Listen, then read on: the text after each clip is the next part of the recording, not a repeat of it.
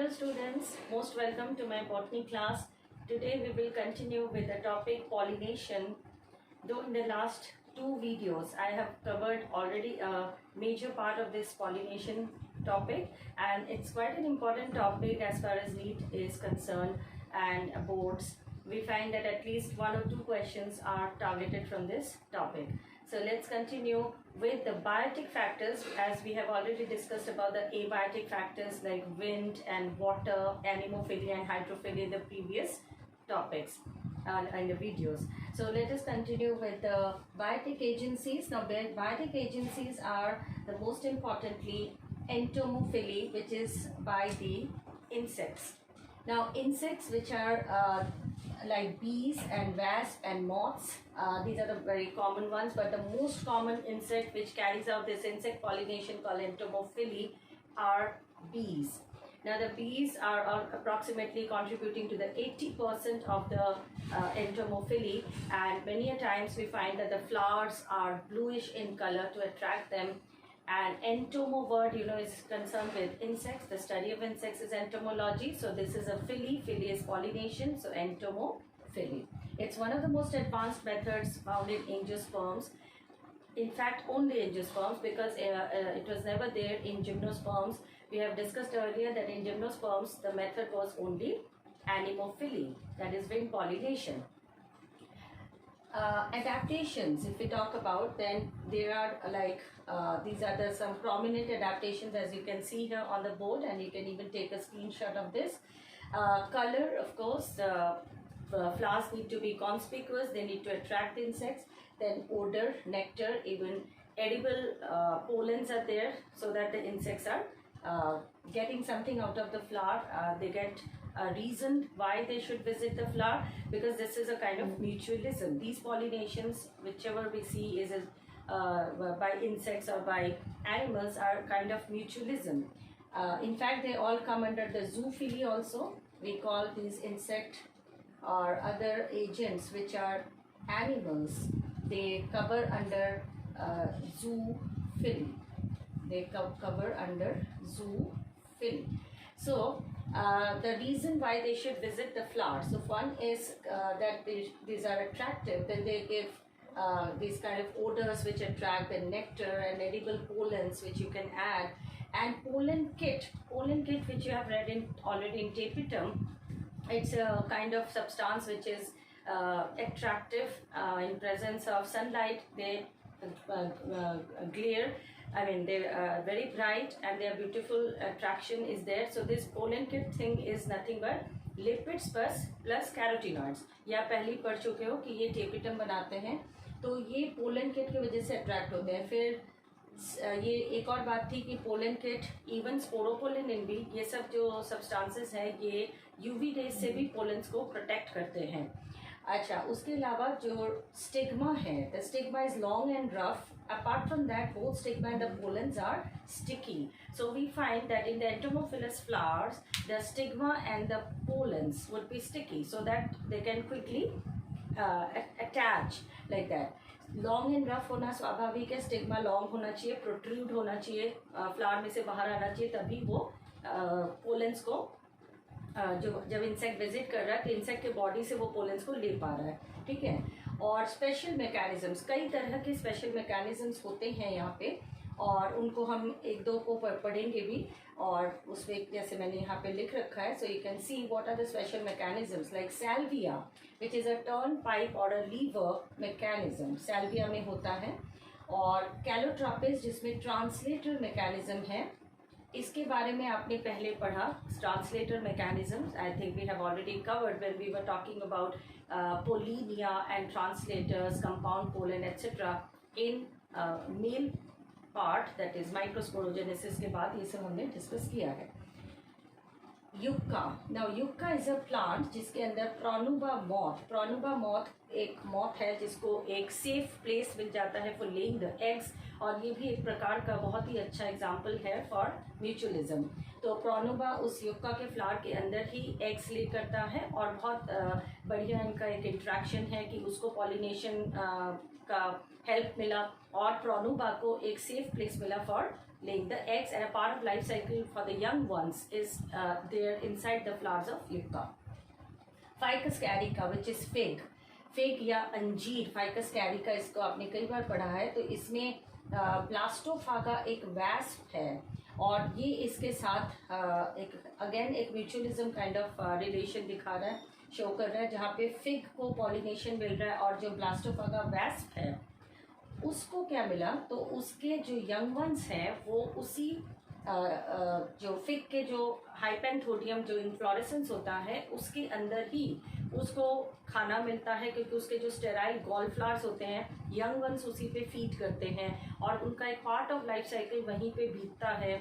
जब mother wasp enters to lay the eggs, again it is a safe place to lay the eggs and bring the young progenies inside the hypanthodium inflorescence, and these young ones they feed on the gall flowers।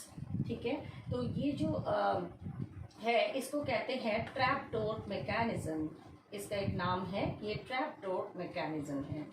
क्यों कहते हैं, क्योंकि इसमें कुछ ऐसे hairy structures हैं, उन hairy structures की वजह से जो फीमेल वैस्प अंदर आती है तो वो वहाँ पे ट्रैप हो जाती है, तो वो एकदम से बाहर नहीं निकल सकती है। और जब तक वो इसमें एक्चुअली एक और चीज़ देखना ज़रूरी है इस मेथड में कि ये एक प्रोटोगाइनी है। प्रोटोगाइनी मतलब फाइकस की मैं बात कर रही हूँ, फिग में प्रोटोगाइनी है, यानी कि इनके जो फीमेल हैं फ्लावर्स वो पहले मेच्योर होते हैं। हाइपेंथोडियम आप डायग्राम कहीं बुक्स वगैरह में देख भी सकते हो, और अभी अगर पॉसिबल है तो मैं ड्रॉ कर देती हूँ। तो उसमें हाइपेंथोडियम के अंदर जो फीमेल फ्लावर्स है वो सबसे नीचे होते हैं, बीच में गॉल फ्लावर्स होते हैं और ऊपर एक ओपनिंग जो होती है उसके आसपास मेल फ्लावर्स होते हैं। तो ये फीमेल जो ट्रैप होती है वो हेयरी स्ट्रक्चर्स जो ऑस्टियोल या ओपनिंग के आसपास होते हैं उनके वजह से वो फीमेल वैस्प वहाँ पे ट्रैप हो जाती हैं, बाहर नहीं निकल पाती, इसलिए कहते हैं ट्रैप डोर मैकेनिज्म। ऑफ्रिस एंड कॉल्पा, ऑफ्रिस एक फ्लावर है और ये कॉल्पा एक वैस्प या ऐसे बम्बल बी, जैसे एनसीईआरटी ने इसको बम्बल बी कहा, तो ये कॉल्पा ऑरिया पूरा नाम है। ये एक सूडो कॉपुलेशन का केस है जहाँ पे एक तरह से ये म्यूचुअलिज्म तो खैर नहीं है, क्योंकि ऑफ्रिस फ्लावर भले ही उसे अट्रैक्ट तो कर लेता है, दैट इज कॉल्पा को अट्रैक्ट करने में ये सफल है, क्योंकि ऑफ्रिस फ्लावर का एक पेटल बहुत ही टिपिकली रिजेंबल करता है to the female of the Colpa, female of this wasp, and the male Colpa mistakes, उसको लगता है कि ये फीमेल कॉल्पा है, तो मेल वैस्प जो है उस पर कॉपुलेशन कर जाता है, तो उस चक्कर में उसका फ्लावर का जो है वो पॉलिनेशन भी कर जाता है। लेकिन ये चीज़ जो है इसको कहते क्या है, ये एक सूडो कॉपुलेशन, क्योंकि वो तो फ्लावर है, वो एक्चुअल कॉपुलेशन तो है नहीं, तो इसलिए ये सूडो कॉपुलेशन है या ये एक सेक्सुअल डिसीट का एग्जाम्पल है, ये एक सेक्सुअल डिसीट है। तो इसलिए इसको हम, क्योंकि इन रिटर्न देखो इसने एक तरह से ये छल हुआ, डिसीट का मतलब छल, तो ये छल कपट से इसने अपना पॉलिनेशन तो करवा दिया, लेकिन इन रिटर्न ऑफ्रिस ने इसको क्या दिया, तो कुछ नहीं, इसलिए ये एक सेक्सुअल डिसीट है और इसको हम म्यूचुअलिज्म में नहीं लेंगे। Amorphophallus which is largest inflorescence also, Amorphophallus की इन्फ्लोरेसेंस 6 फीट तक हाइट उनकी होती है, लार्जेस्ट है। ये आप एक स्पैडिक्स इन्फ्लोरेसेंस है, जिसको कभी अगर पहले आपने 11th क्लास में पढ़ा तो ये स्पैडिक्स के अंदर आता है, और इसमें भी एक क्वेश्चन पूछा जाता है, तो इसको पॉलिनेट कौन करता है, तो एक मॉथ, और इसमें भी एक provide safe place to lay the eggs, ऐसा क्वेश्चन कई बार पूछते हैं। So Amorphophallus also provides a safe place to lay the eggs, that means it is a kind of mutualism. Pollination plant को मिला और इंसेक्ट को, मॉथ को क्या मिला कि उसको एग्स ले करने के लिए एक सेफ प्लेस मिला।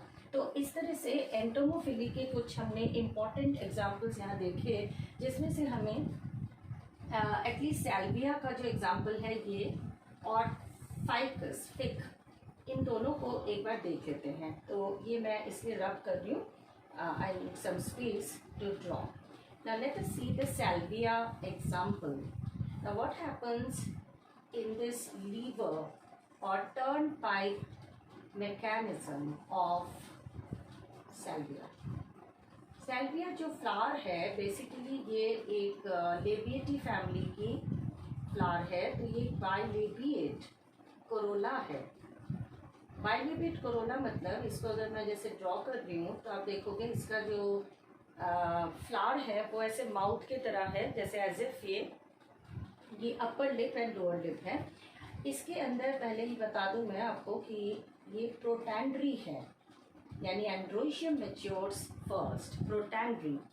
तो इसमें जो मेल है एंड्रोशियम, उसके बहुत लंबे कनेक्टिव्स होते हैं, और एंथर लोब्स जो है वो इस तरह से सेपरेटेड है, अपर एंड लोअर, ये एंथर लोब्स इस तरह से सेपरेटेड है।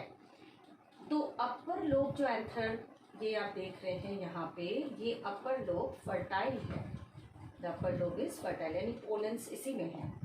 और जो लोअर आप देख रहे हैं ये लोअर लोब स्टेराइल है, the lower lobe is sterile. अब एक इंसेक्ट को अंदर आने की मतलब एक अट्रैक्शन मिली जाती है because of the colour of the flower and of course the nectar gland. So when the insect is trying to come inside, it touches this lower lobe. Now the moment it touches the lower lobe, the upper lobe also comes down. तो जैसे ही upper lobe नीचे आएगा, तो ये जैसे insect यहाँ है, अभी suppose insect has entered here, तो ये सारा डस्ट होगा उसके बैक पे, the pollens will get dusted on the back of the insect. So the moment insect is trying to enter, it's getting these pollens dusted on its mouth and on the back. So that is how it gets infested with the pollen grains. अब यहाँ पे nectar वगैरह जो उसे चाहिए लेकर ये बाहर गया. Now this is a flower where still the female gynoecium has not matured. Now if I take another flower of salvia where the female gynoecium has matured till by this time and ये stigma है, ठीक है, stigma protrude out हो जा रहा है क्योंकि अब ये एक मेच्योर फ्लावर मैंने लिया है जहाँ पे मेल ऑलमोस्ट एंड्रोशियम अब विदर ऑफ हो गया है क्योंकि वो पहले ही मेच्योर हो गया था इस फ्लावर में, तो इसलिए सेल्फ पॉलिनेशन के कोई चांसेस नहीं है। और अभी इंसेक्ट अब एंट्री के टाइम पे, suppose it's the same insect, entry के टाइम पे इस फ्लावर के अंदर ये इसको पॉलिनेट कर रहा है, so it is pollinating the stigma while entering inside in search of nectar. So this is how this pollination takes place.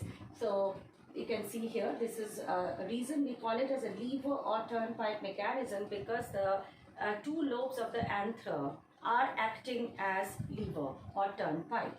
So if this part is clear to you, we can also quickly discuss the fig mechanism, the Ficus carica or fig. So in fig, the Blastophaga wasp, which is pollinator Blastophaga wasp, and fig का जो एक peduncle या रिसेप्टिकल है वो इस तरह से flatten होकर एक स्ट्रक्चर जो ये फॉर्म करता है, this inflorescence I am talking about is hypanthodium. तो इसके अंदर एक कैविटी होती है, मतलब एक हॉलो सी अंदर कैविटी होती है, और यहाँ एक ओपनिंग है जिसे ऑस्टियोल कहते हैं। यहाँ पे हेयरी स्ट्रक्चर्स हैं जिनका मैं बता रही थी अभी आपको, और जो फ्लावर्स है वो वॉल ऑफ दी हाइपेंथोडियम के साथ ही है, यहाँ पे है। तो ये जो फ्लावर्स हैं ये हमेशा टिपिकली अरेंज्ड ही ऐसे होते हैं कि मेल होते हैं ऊपर, फीमेल फ्लावर्स होते हैं नीचे, और बीच के ये जो फ्लावर्स आप देख रहे हैं ये गॉल या स्टेराइल फ्लावर्स हैं। तो गॉल और ये कैविटी है, गॉल या स्टेराइल फ्लावर्स बीच में होने से एक और फायदा है कि पोलेंस अगर जो है वो यहाँ नहीं गिर सकते हैं इनके ऊपर, तो गिरेंगे तो इसी पे गिरेंगे, फीमेल फ्लावर्स पे नहीं गिरेंगे। हालांकि इनमें already contrivance for cross pollination ensure करने के लिए इनमें प्रोटोगाइनी है, as I was telling you. So protogyny की वजह से वैसे भी यहाँ पे कोई सेल्फ पॉलिनेशन पॉसिबल नहीं है। Now when this female wasp is entering and it is laden with all the pollens already, so from some other hypenthodium, she enters inside to lay the eggs. तो वो अंदर आना तो आसान होता है, उसने एंट्री ले ली, अंदर आने के बाद इसको बाहर निकलने में दिक्कत होती है, तो ये बाहर नहीं निकल पाती है और फिर यहाँ थोड़ी देर फंस गई रह जाती है और यहाँ पर ये फीमेल फ्लावर्स को पॉलिनेट कर देगी। ये घूमती रहेगी और फीमेल फ्लावर्स को पॉलिनेट करेगी। और बाकी ये अपना एग्स तो ले कर ही देगी।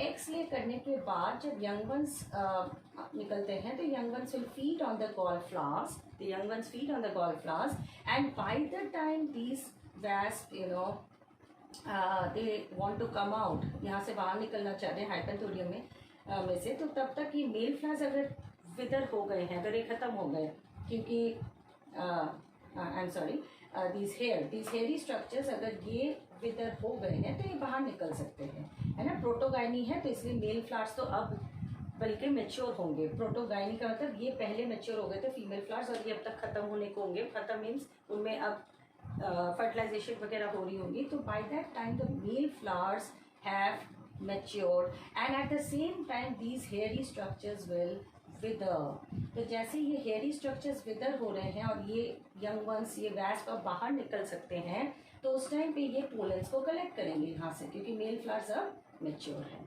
तो जैसे ये पोलेंस को कलेक्ट करके बाहर जाएंगे तो फिर से किसी और हाइपेंथोरियम में एंट्री लेंगे और इस तरह से वो पॉलिनेशन करेंगे। So this is a very interesting mechanism. Remember the figs are very important as far as some our culinaries are concerned, some sweet dishes and all, तो उसमें अंजीर डाला जाता है और ये काफ़ी अच्छा खासा एक्सपेंसिव भी होता है अंजीर। तो इसके फॉर्मेशन को fig formation by Blastophaga pollinator and formation of the fig as a fruit, क्योंकि पोस्ट पॉलिनेशन डेवलपमेंट में सीड एंड फ्रूट की फॉर्मेशन होती है, तो इसे कई बार कैप्रीफिकेशन भी कहते हैं। इसको क्या कहते हैं? कैप्रीफिकेशन। ठीक है, तो हम यहाँ से आगे चले तो यहाँ कुछ और जूफिली हम यहाँ पे देख रहे हैं, जैसे pollination by birds is called as ornithophily. Ornithology is the study of birds. Ornithophily, pollination by birds can be sunbirds, myna, humming birds. तो ये कुछ कॉमन से बर्ड्स हैं जो करती हैं, और भी कई बर्ड्स करते हैं, ऐसी बात नहीं। उनमें अडेप्टेशन जो फ्लावर्स की होती है वो अर्न शेप्ड होते हैं जनरली, घड़े जैसा, जैसे माउथ होता है घड़े का, उस टाइप का एक माउथ बनेगा फ्लावर का, ताकि उसमें बीक डाल सके जो बर्ड है, वो अपनी बीक उसके अंदर डाल देगी। फ्लावर्स थोड़े बड़े होते हैं एज कम्पेयर टू एंटोमोफिली, क्योंकि बर्ड एक बड़ा एनिमल है एज कम्पेयर टू इंसेक्ट्स। तो ये अंदर से नेक्टर लेने के लिए आएगी, तो नेक्टर तो ऑब्वियसली है, कलर्ड होंगे, अच्छे खासे कलर्स, जनरली रेडिश बहुत कॉमन होते हैं ऑर्निथोफिली के फ्लावर्स। नेक्टर इनमें अच्छा खासा होता है, कई बार टपकता रहता है, इतना ज़्यादा नेक्टर होता है इनके अंदर। प्लांट्स कौन से हैं? जैसे अगेव, अगेव को सेंचुरी प्लांट भी कहते हैं, अगेव। ग्रेविलिया, ग्रेविलिया जिसको सिल्वर ओक भी कहते हैं। कैलिस्टिमॉन, अगर आपने कभी पार्क वगैरह विजिट किया तो वहाँ पे आपने देखा होगा, इसको बॉटल ब्रश कहते हैं। बिल्कुल बॉटल ब्रश की तरह ही ये लटकते रहते हैं और ये रेडिश कलर के फ्लावर्स होते हैं। So these are called bottle brush, right. Okay, then bombax, a very well known this name bombax, bombax ceiba, and इसको हिंदी में तो सिमल कहते हैं। ये भी आपने बहुत देखा होगा, ट्रीज जो रोड साइड ट्रीज है, बड़े बड़े रेड फ्लावर्स हैं जो गिर जाते हैं सड़कों पे भी कई बार, तो इनके मल्टीफोलिएट लीव्स होते हैं, सिमल। इसको रेड सिल्क कॉटन भी कहते हैं। क्या कहते हैं इसको? Red silk cotton.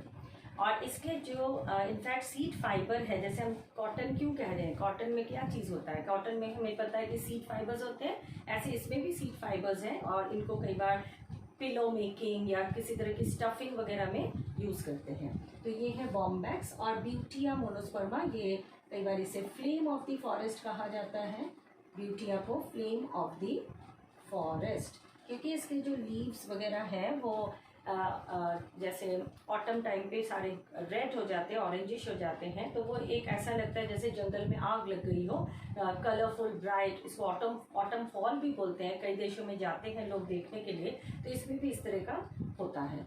तो ये ऐसे फ्लावर्स हैं जहाँ पे आप देखोगे ornithophily. Chiropterophily is by bats, and bats, अगर जैसे हम कहते हैं बैट्स, तो एकदम दिमाग में बात आती है कि यानी कि ये जो भी काम करेंगे ये तो रात को करेंगे, क्योंकि बैट्स खुद ही क्या होते हैं? नॉक्टर्नल यानी किरोप्टेरा, किरोप्टेरा वर्ड से आ रहा है ये, which is for bats, and chiroptera से किरोप्टेरोफिली होगा ही nocturnal. So this pollination also will be at night. And flowers को कलरफुल होने की ज़रूरत तो है ही नहीं. कलर्स की क्या ज़रूरत है? तो फ्लावर्स होते हैं dull, off white, whitish dull. Strong odour, strong odour तो खैर होगा ही क्योंकि बैट्स को अट्रैक्ट करना है. In fact fruity kind of odour होता है because many of the bats you must be knowing that they are frugivorous, they are fruit eaters. तो ये strong odour. And abundant nectar, जैसे ऑर्निथोफिली में था, इसमें भी abundant nectar. So this is Chiropterophily. Malacophily which is by the snails, और ये आप कई प्लांट्स जैसे लेमना, देन क्रिजैंथेमम, इनमें आप देखोगे कि स्नेल से भी पॉलिनेशन कई बार हो जाता है. ऑफियोफिली इज बाय स्नेक्स, ये स्नेक से हो रहा है. जैसे सैंडलवुड, सैंडल इज वॉट, सैंटलम, सैंटलम में है और माइकेलिया में है. इस तरह से स्नेक से है ये, ठीक है. और एक और आप देख सकते हैं मर्मिकोफिली, यहाँ पे लिखा है मैंने. मर्मिको वर्ड आपने पहले भी लेक्चर्स में सुना. मर्मिको इज विद द एंड्स. मर्मिकोपोरी जो कैस्टर में आपने पढ़ा कि वहाँ पे हो रहा है कि seeds were dispersed by the ants, myrmecochory. And here it is a myrmecophily is by the pollination is by the ants. और ये कहाँ देख रहे हैं हम? ये हम देख रहे हैं अकेशिया प्लांट में, अकेशिया में. Okay, and apart from all this, these are all the zoophily methods that we summarized here. And apart from that, sometimes you will find that the primates like lemur, then these arboreal rodents, some reptiles like gecko, gecko lizards होते हैं कुछ, या फिर garden lizards होते हैं. तो इस तरह के animals भी कई बार pollinator पाए जाते हैं और ऐसा आपके एनसीईआरटी में लिखा हुआ है, तो इसलिए आपको उस पर ध्यान देना चाहिए. आर्बोरियल रोडेंट्स का, लिजर्ड्स का, है ना, तो या लेमर्स जो होते हैं, लेमर्स का. तो इस तरह से कुछ और भी ऐसे पॉलिनेटर्स हो सकते हैं. ज़रूरी नहीं कि सबके लिए कोई नाम हो. ओवरऑल ये सारे ही जूफिली में आते हैं और many of these you will see that they are a kind of mutualism. But कहाँ पे वो म्यूचुअलिज्म नहीं है उसका भी ध्यान रखना है. जैसे सेक्सुअल डिसीट आपने आज ही पढ़ा कि वो ऑफरिस एंड कॉल्पा के बीच का जो रिलेशन है वो म्यूचुअलिज्म नहीं है. ऐसी कुछ चीज़ें जो है, छोटी छोटी चीज़ें, उनका ध्यान आपको रखना है क्योंकि उन पे टारगेटेड क्वेश्चंस होते हैं. इनफैक्ट ऑफरिस वाला जो एग्जाम्पल है वो आपके इकोलॉजी, जो आपके लास्ट चैप्टर्स हैं, और खासकर ऑर्गेनिज्म एंड पॉपुलेशन वाला जो चैप्टर है इकोलॉजी, वहाँ पे भी मेंशन्ड है. वहाँ पे उसका फोटोग्राफ भी है. फिग जो हमने डिस्कस किया, फिग फॉर्मेशन, वो भी वहाँ पे आपको इकोलॉजी में बताया जा रहा है. यानी कि ये जो चीज़ें हैं, क्योंकि ये इंट्रैक्शंस में आते हैं तो इसलिए हम इनको इकोलॉजी में भी पढ़ते हैं. तो इस तरह से आप इन चीज़ों को बहुत ही एक ब्रॉडर व्यू पॉइंट से चीज़ों को पढ़िए, क्योंकि चीज़ें कौन से चैप्टर से कहाँ तक चीज़ें लिंक्ड है ये आप नहीं कह सकते. So I hope you loved studying this particular topic, and in my next video we will take up the formation of the endosperm and embryo. Bye for now.